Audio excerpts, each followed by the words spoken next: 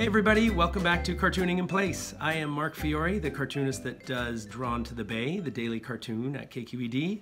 And since we're still spending a lot of time at home, let's get back to Cartooning in Place. And this time, what we're going to learn how to draw is a jellyfish, fish, a seal, and a whale. Let's get started. As we all know, there's a lot going on these days.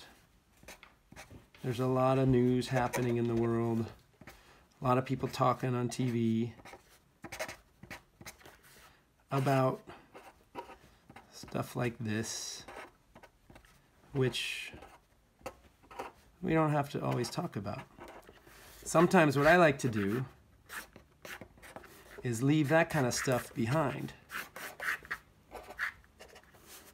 and let that kind of leave my mind. And what happens if we put this TV underwater? Well, first of all, it would stop working. The screen would kind of futz a little bit and fritz. Then it would turn black. And it would stop working.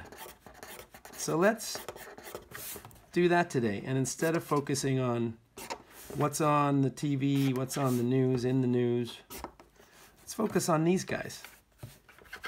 Because living in the Bay Area where we are, you're never very far from wildlife.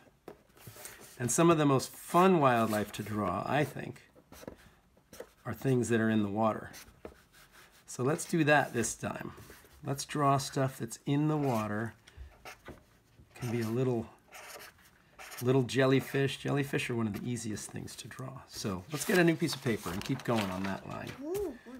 So let's start, and this is in no order of importance or preference.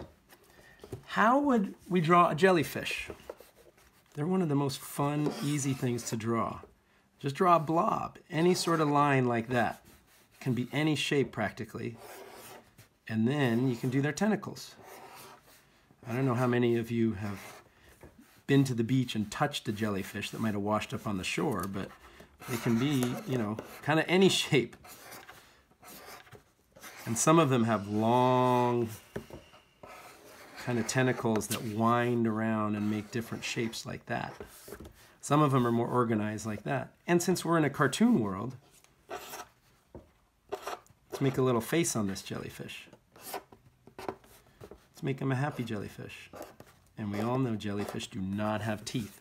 But since these are cartoons, we can do things like that. And have fun with these jellyfish. This is something, I mean, anybody can draw a jellyfish. If you can draw squiggly lines, you can draw a jellyfish.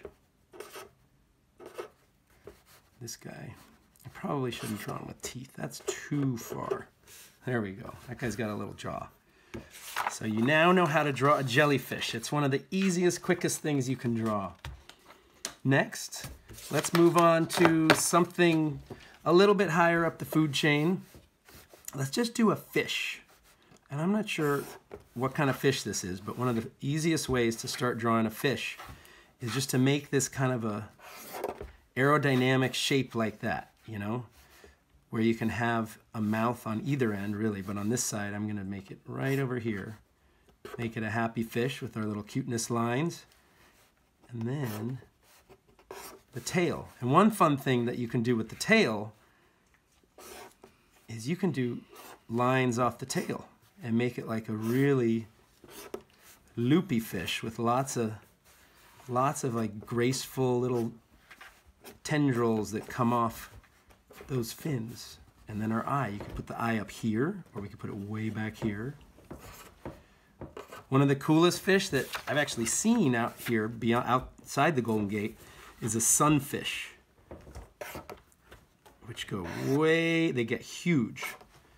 And they have these big fins like that. And they're super simple. They have this little bitty mouth and a big eye like that. I might need to research that. Don't use this as a anatomically correct sunfish, but they do have this really weird look like that. You can also just do almost any shape you can imagine to make a fish. These are kind of imaginary fish that I like to make sometimes. That might be more of a sleek fish that eats other fish. There's that one. And one of the things like we learned last time, to make that fish or these fish look like they're moving, you can do little bubbles or dots going after it. Sunfish never really move very fast that I know of. But let's say this guy's going really fast, you can do little zip lines off of him. So he's going super fast.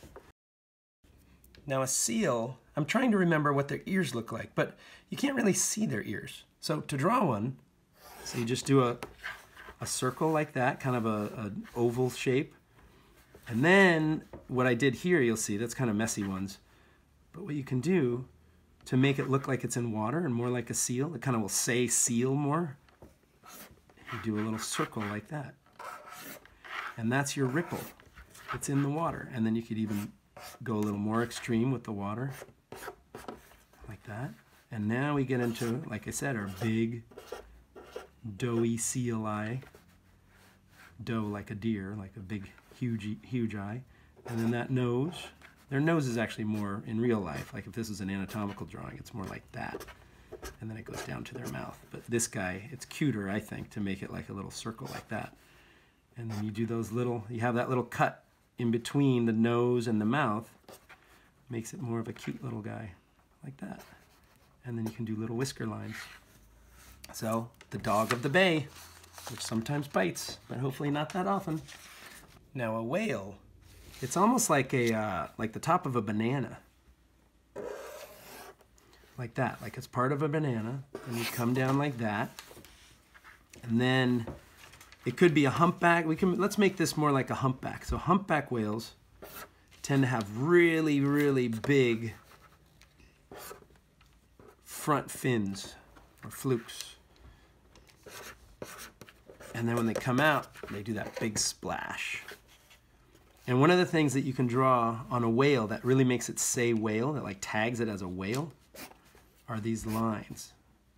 Because that's when the whale eats plankton, that part expands and contracts so they can open up their mouth really huge and go big and eat a huge mouthful and then filter it out through their baleen.